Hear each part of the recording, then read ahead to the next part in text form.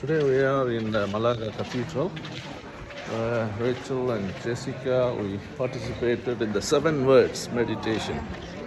It's a bit long service, but it was very good.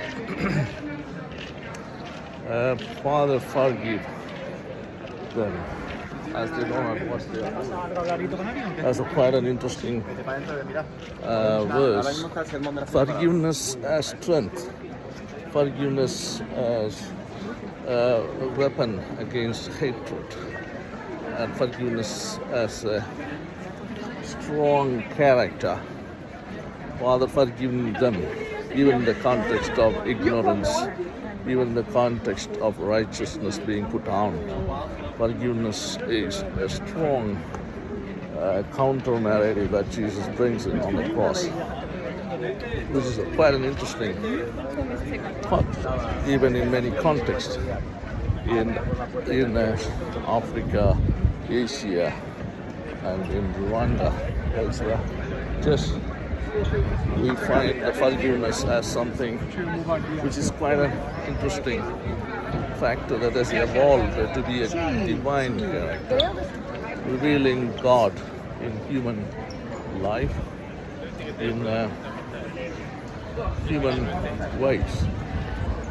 And then is the whole idea of relational factor that Jesus brings in the next 2 sayings, where he accepts the person as they are, even on the cross. And there is no judgment made there.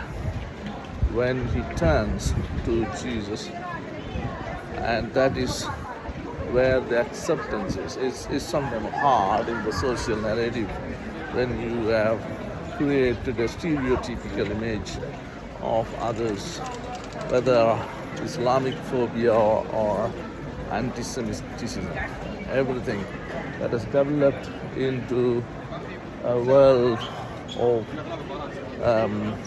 images of others, and the world of perception, world of rituals, world of purity, and everything there, Jesus is breaking down, and he brings down to the earth, and that's what Jesus accepts the bandit on the cross as he is.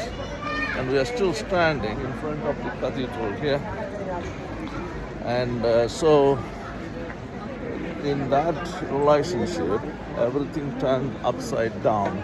The whole perception, the whole relational factor. Not only forgiving is the born people out of ignorance to put him on the cross, but also ready to accept the bandit as he is at the end. He can't do anything good better than what he has done. But then he accepts, and it's a shock for many people, for the people who hold on to those things. And that's where Jesus comes in to be a challenge, a radical ideas, radical personality, radical character, radical lifestyle. Even he cares about his mom when he wants to say, okay, you have a son in my place. And there's a care even at the end of life for others. Then he also gives a kind of clear evidence of what is his vulnerability of being left alone, being kind of rejected or being neglected, being kind of my Lord, why have you forsaken? It has come out of that extreme experience of being on one's own, being left alone, being ignored, being kind of neglected, at the point where you really desperately need God. And then we also have kind of, I'm thirsty for not the spiritual source, a physically thirsty, a person comes to the end of life. When the person says, I am thirsty, I'm thirsty, though he was part of the creation story of creating water and everything. he experienced the same thing like other people who are thirsty, running out of water, good water. That calls us to be the followers of Christ. It's not an easy thing here, and it challenges as a personality. And also, it is important that he says, "My life comes to an end." Of course, my ideas not coming to an end. My thoughts are not coming to an end. My disciples are he's leaving a vulnerable ones, but still thinks that it's not everything comes to an end, but his life comes to an end in this place. Even though he's going to be resurrected on the third day, he will rise again. But he still says it's all ending here. And then he's also saying, I'll give my life unto your hands, Father. And Padre is what very much used in many languages. So it's quite interesting how we are facing our own end of life.